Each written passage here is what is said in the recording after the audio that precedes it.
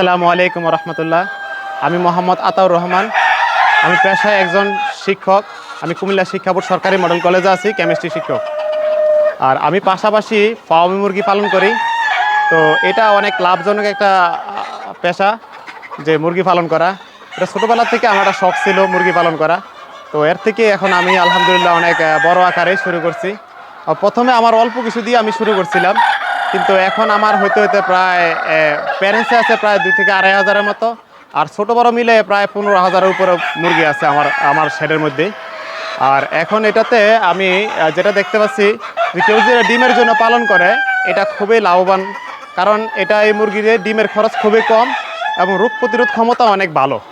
তো যার কারণে এটাতে আমরা মানে এর একটা ডিমের মধ্যে খরচ হয় প্রায় আপনার একটা ডিম উৎপাদন খরচ প্রায় 7 থেকে 8 টাকা। আর এটা ডিম বিক্রি করা যায়, খাওয়ার জন্য ডিম বিক্রি করলেও 14 থেকে 15 টাকা বিক্রি করা যায়।